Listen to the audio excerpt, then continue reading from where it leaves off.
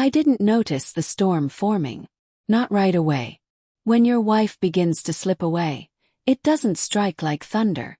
It seeps in quietly, almost unnoticed, like sand sliding out from beneath your feet. My name is Eric. I'm 38. Megan and I have been married for 8 years. We first crossed paths under harsh store lights, stocking shelves, folding shirts in our 20s. She was the kind of woman who'd spin barefoot in puddles, swaying to music drifting from passing cars. Wild, electric. I admired that spark. Maybe I still do. Or maybe I only mourn who she used to be. For the past couple of years, it feels like I've been married to her shadow. Her eyes, her voice unchanged, but her warmth and tenderness gone. Our talks became rehearsed. Her touch grew rare, mechanical. I tried to salvage what was left. Planned dinners, movie nights, even asked her to sit beside me. There was always a reason. Fatigue, headaches, too much to do, or the constant need for space. I gave her that space. Too much. Soon she went out more. First with colleagues, then her sister, then old classmates. I told myself to trust her. I didn't want to become the cliché jealous husband. But I couldn't ignore how I was no longer invited.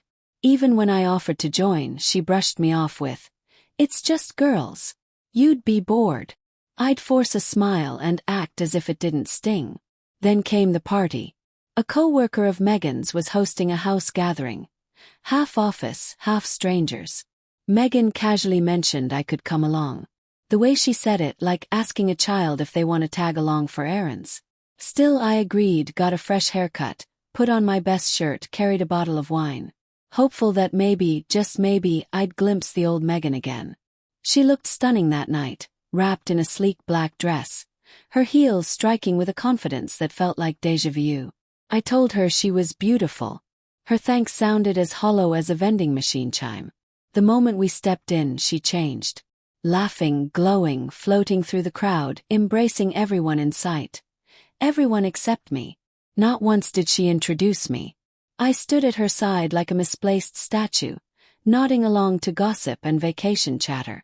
I tried adding a word once or twice, but it was like speaking into fog. She drifted away without warning. I stayed on the couch's edge, sipping my drink, trying to look at ease. James from marketing sat beside me briefly. Our talk was short, shallow, forgettable. I kept spotting Megan across the room. Bright, alive, invested in everyone else. And I didn't feel angry. I felt hollow, as if a switch inside me had been shut off. Then Taylor approached. We'd met once before. Same department as Megan, mid to late 20s, red hair, freckles like scattered stars. That night she locked eyes with me and asked, "Are you okay?" My confusion must have shown. She clarified, "You've been sitting here alone for an hour. Megan looks a little distracted." I gave a bitter chuckle. "She's just working the room." Taylor lifted an eyebrow. "More like she's acting single." Her bluntness landed hard. I shrugged. "Sorry, I just can't watch good people fade into the background. You look invisible." Then she reached for my hand. "Dance with me." I hesitated, laughed awkwardly. But she didn't pull back. Just tugged gently until I followed her into the blur of music and voices. Suddenly, I was on the dance floor, stumbling through a retro pop beat, holding hands with my wife's coworker. But it wasn't romantic. It was grounding, a reminder that I was still human. I caught Megan's eyes once. Her smile faltered mid-conversation. She turned away, but I saw it. That's when something inside me splintered. Not out of revenge. Not because Taylor pulled me into that moment. But because it proved my fear. I had vanished to the one person who once knew me most. And it took a near stranger to remind me I still existed. The rest of the night blurs. Few songs, then quiet. We left together but not connected. Megan never asked about Taylor. Never mentioned the dance. She just scrolled her phone while I drove us home. But something shifted. No big confrontation, no suitcase at the door. But inside me, a quiet rebellion began. I still thought I loved her, or maybe the memory of who she used to be. But I started to see the gap between love and longing. Her silence felt colder now. her dismissals sharper. And strangely I felt less wounded. The pedestal had cracked. Monday morning brought a message.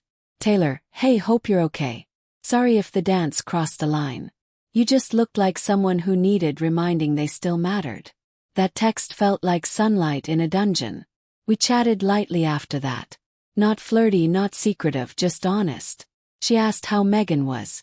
I said it was complicated. One night she sent me a voice note. You deserve someone who sees you like you matter. Not like you're haunting their comfort zone. Those words echoed in my head for days. Megan, meanwhile, carried on as if nothing had changed. Eyes glued to her screen, short answers, unexplained outings. She never mentioned the party again. As if it had been erased. But I couldn't forget it. Couldn't unsee it. I made efforts, brought home her favorite wine. She barely looked at it. Suggested a weekend away. She refused. Too much going on. Even brought up therapy. She scoffed. Said I was being dramatic. So I stopped chasing. I stopped checking her location. I stopped sending "when will you be home?" texts. I stopped forcing dead conversations. Instead I turned inward. Took long walks, then jogs, then lifted weights in the garage. Not to impress her, just to reclaim myself. I listened to podcasts, not about couples but about rediscovery. I started freelancing again. Graphic design, not for money, but to remember I existed beyond her neglect. Taylor never crossed lines. She checked in sometimes, a meme, a short note. Once she wrote, "That night your eyes looked like storm clouds. But when we danced, the sun broke through. I hope that guy comes back." Encouragement. Something I hadn't felt in years. Then came the blow. One evening while swapping playlists, Taylor hesitated. "I probably shouldn't say this, but Megan talks about you like you're dead weight. Like she's trapped." Froze. She really said that. Not those exact words. But yeah. She jokes, rolls her eyes, paints you as this clingy man always trying too hard. I used to think she was venting.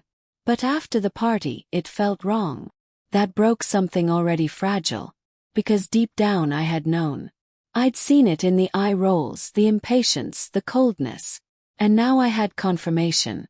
It wasn't just in my head.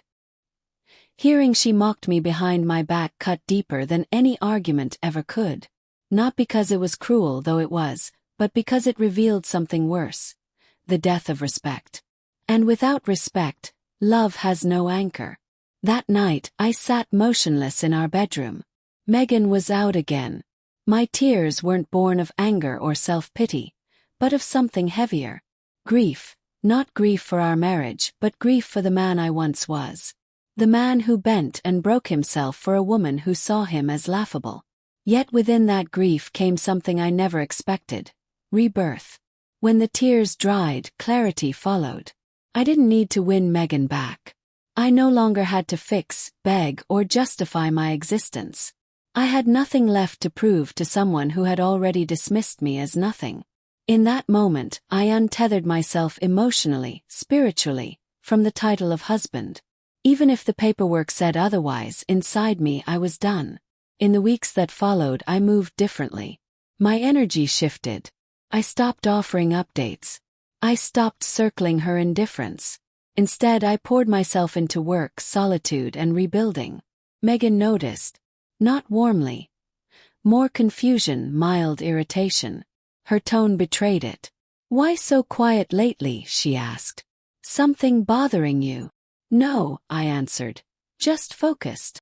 And I was focused on leaving, on reclaiming my life. Taylor and I reconnected. Nothing inappropriate, just two people trading kindness. She once said, "Eric, whether you end up alone or with someone new, I hope you find joy. You have a light she never stopped to see." And she was right. I had spent years begging for scraps of affection while starving my own soul. The wake-up call wasn't romantic. It was a dance, one look, one unspoken truth: you matter. Not the start of a love story. The start of self-resurrection. Megan never saw it. But that night she dismissed me as background noise. I was already halfway gone. Not physically but spiritually. People think marriages end in shouting, slammed doors, legal fireworks. But most fade like dying embers. No smoke, no fire. Just the silence of what once burned. That's how ours ended. By the time I chose to leave, I felt nothing. No fury, no ache, just stillness. And that unnerves people. The man who once fought and gave everything suddenly has nothing left. But it's never sudden. It's the slow erosion, being dismissed, invisible, starved of care, until one day you just go numb. My day came on a Saturday. Megan's sister's birthday, rooftop bar downtown. Megan didn't ask if I wanted to come. She just informed me. We leave at 7. Like I was baggage. No tenderness, no baby you coming? Just cold logistics. I dressed in silence. She wore a fitted emerald dress, curling her hair, fussing with earrings. For a second I saw her like I once did, but it faded. None of it was for me. At the bar, history repeated. Megan sparkled for strangers, glowing like she lived in a movie. Animated, effervescent, while I lingered at the bar, sipping a tasteless beer, watching her vanish into the crowd. But this time I wasn't bitter. I watched with calm detachment, as if she were a ghost of someone I once loved. And in truth she was. I stepped outside to the rooftop's edge. The wind bit at my coat, but it soothed me. No forced small talk, no fake smiles, just stillness. I wasn't fixing. I wasn't pleading. I wasn't chasing. Then Taylor appeared. I hadn't seen her since the party. We'd texted here and there, but always with respect. She hadn't been a crutch, more a lantern in the fog. Our eyes met and something in me steadied. She smiled gently and sat beside me. Didn't expect to see you here, I murmured. My roommate's friends with Megan's sister, she said with a shrug. Small world. We talked about everything and nothing. When she asked how I was, I told her truthfully. I'm okay. Really okay. I think I'm ready to let go. She didn't ask of what. She already knew. I'm glad, she said softly. You look lighter, like you finally stopped carrying someone else's shadows. And she was right. Halfway through the night, Megan approached. Her jaw tight, eyes darting between Taylor and me. I've been looking for you, she said. No, I replied evenly. You haven't. She blinked, debating whether to argue or deflect. She chose sarcasm. Thought you'd mingle instead of sulking. Taylor glanced at me, silently asking if she should leave. I shook my head. I'm not sulking, I said. I'm just not pretending anymore. Pretending what? She snapped. Understood. No script, no anger, just resolve. I'm done pretending we're okay. I'm done being ignored, mocked, treated like an obligation. I'm not your landfill. I'm not your afterthought. I was your husband, until you stopped treating me like one. Silence fell. Ace turned. You're making a scene, she hissed. No, I said, calm but firm. For years I kept silence. This is my truth. I turned to Taylor. Thank you for reminding me I deserve better. Then back to Megan. I'm leaving tonight. No more charades. You're free. She scoffed. You're being dramatic. I leaned closer. Not aggressive, just so she'd hear me. No, Megan. I was dramatic when I cried at 2 a.m., wondering why I wasn't enough. When I begged for scraps of affection. This is me choosing peace. And I walked. No slam doors. No final glance. Just quiet resolve. I packed a small bag, booked a short-term rental, turned off my phone. The days after were hushed, strangely sacred. I took walks, cooked breakfast, slept deeply for the first time in months. Megan texted, then called. She even went to my sister's. My sister answered calmly. Eric's fine. He just stopped chasing someone who was never chasing him back. Weeks passed. Began therapy. Reconnected with friends I'd abandoned for Megan's comfort. Rebuilt brick by mindful brick. And Megan. She wrote a long email. Remorse, apologies, excuses stitched together like patchwork. And yes, the old me, that wounded version, wanted to reply. But the new me, the one born in quiet clarity, only smiled. No response needed. No vengeance, no last word. I had already done the bravest thing a man can do. I walked away from being the fool, chose myself, and I never looked back.